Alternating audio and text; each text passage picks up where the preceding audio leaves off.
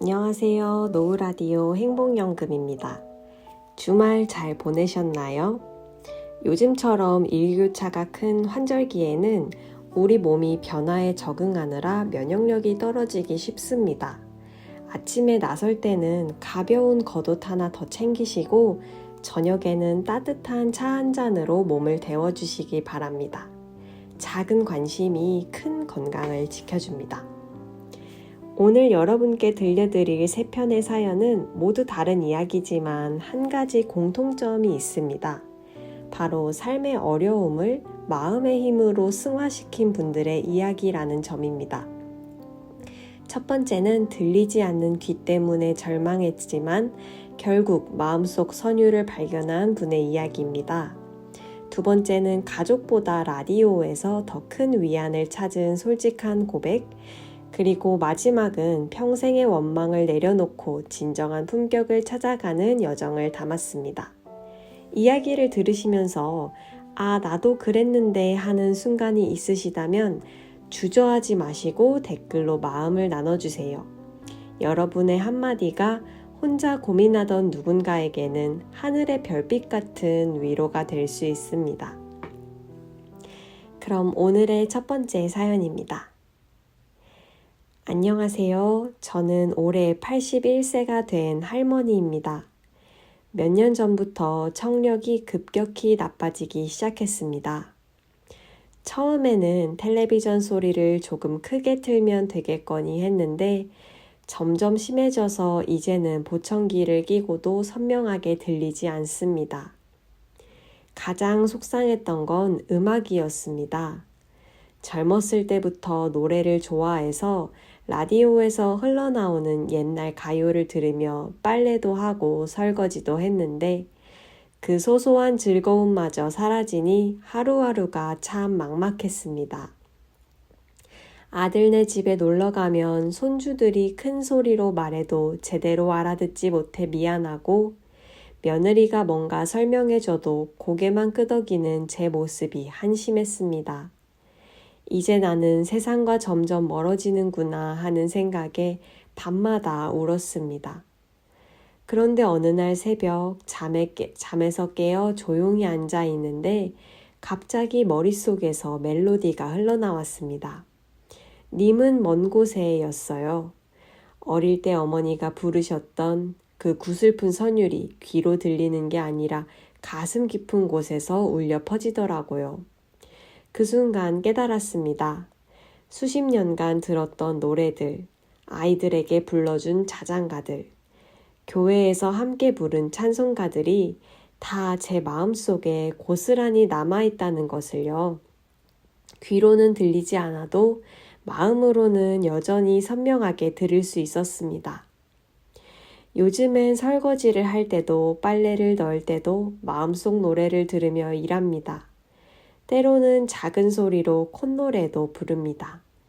정확한 음정은 아닐지 몰라도 제 마음은 여전히 노래하고 있거든요. 귀가 들리지 않는다고 해서 음악과 이별한 건 아니었습니다. 네, 들으면서 가슴이 뭉클해졌습니다.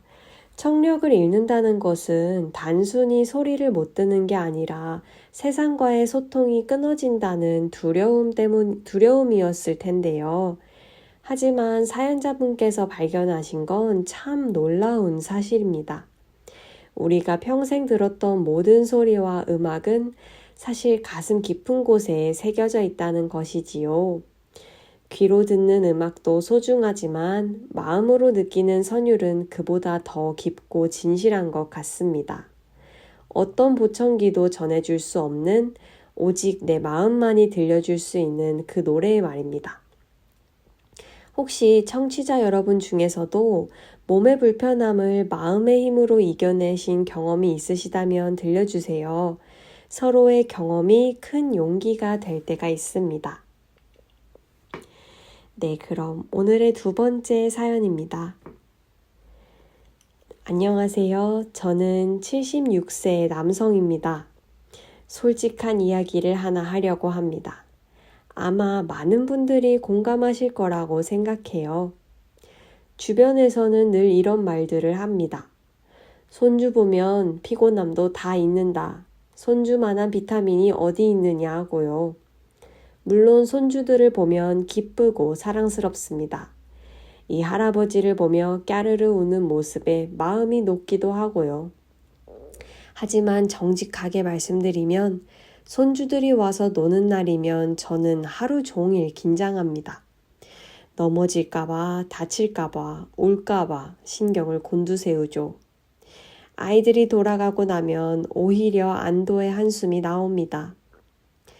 그런데 제게 진짜 웃음을 주는 건 라디오였습니다. 새벽 5시에 일어나 첫 번째로 하는 일이 라디오 켜는 거예요. 아침 프로그램에서 들려주는 사연들, 가끔 나오는 엉뚱한 청취자 사연에 혼자서 키득키득 웃습니다. 라디오는 제가 언제 들어도 거기 있어요. 손주들은 자라면서 점점 할아버지한테 관심이 줄어들지만 라디오는 변하지 않습니다. 새벽에도 한낮에도 저녁에도 제 곁을 지켜주죠. 요즘 사람들은 손주가 최고의 효도라고 하지만 저에게는 이 작은 라디오가 더 큰 웃음과 위로를 줍니다. 이런 말 하면 이상한 할아버지 같지만 제게는 그게 진실입니다. 정말 솔직하고 용기 있는 고백이네요. 많은 분들이 손주가 최고라는 사회적 기대 때문에 자신의 진짜 마음을 숨기곤 하는데 이렇게 담담하게 말씀해 주셔서 고맙습니다. 저희 노후 라디오 행복연금도 재미있게 듣고 계신 거죠?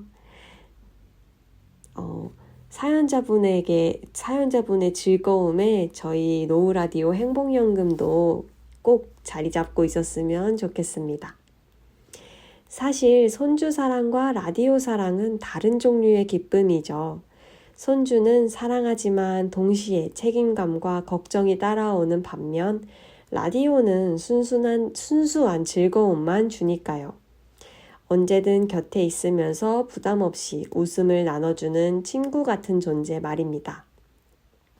저도 여러분의 곁에 언제든지 항상 있으면서 부담 없이 우리 하루의 사연을 나누는 그런 존재가 되고 싶습니다. 청취자 여러분도 혹시 남들은 모르는 나만의 소소한 행복이 있으신가요? 거창하지 않아도 괜찮습니다. 그런 작은 기쁨들이 모여서 우리의 하루하루를 버텨주는 힘이 되니까요. 네, 그럼 오늘의 마지막 사연입니다. 저는 79세 여성입니다. 돌이켜보니 참 많은 일들이 있었습니다. 젊었을 때에는 남편의 사업 실패로 빚에 쪼들렸고 중년에는 시어머니와의 갈등으로 마음고생이 심했습니다. 아이들이 크고 나서는 각자 바빠 연락도 뜸해졌고 몇 년 전부터는 당뇨와 관절염으로 병원을 달고 살았습니다. 예전 같았으면 모든 걸 남 탓으로 돌렸을 것입니다. 남편이 사업 욕심을 부리지 않았다면, 시어머니가 좀 더 너그러웠다면, 아이들이 조금만 더 신경 써준다면, 의사가 진작 제대로 치료해줬다면, 이런 식으로 계속 누군가를 원망하며 살았죠. 실제로 오랫동안 그렇게 살았습니다. 힘들 때마다 내가 뭘 잘못했다고 이런 일이라며 세상을 탓하고 운명을 원망했어요. 그런데 그렇게 살수록 마음은 더 쓰라리고 초라해졌습니다. 남을 탓하는 순간 제 자신도 작아지는 느낌이었어요. 언제부터인가 생각을 바꿨습니다. 이 모든 게 내 몫이구나 라고 받아들이기 시작했어요. 남편의 사업 실패도 그런 남편을 선택한 건 나였고 시어머니와의 갈등도 좀 더 지혜롭게 처신할 수 있었던 건 아닌가 반성했습니다. 아이들이 바쁜 것도 그들 나름의 삶이 있는 것이고 병도 나이 들면 자연스러운 일이라고 생각했어요. 이상하게도 남 탓을 그만두니까 마음이 편해졌습니다. 더 이상 누군가를 원망하느라 에너지를 낭비하지 않아도 됐거든요. 대신 이제 어떻게 살아야 할까를 생각하게 됐어요. 지금도 몸은 불편하고 외롭긴 합니다. 하지만 누구도 탓하지 않습니다. 이 모든 게 내 인생이고 내가 감당해야 할 몫이라고 받아들였습니다. 그게 제 마지막 자존심이자 노년을 품위 있게 사는 방법인 것 같아요. 네, 참으로 깊은 울림이 있는 말씀입니다.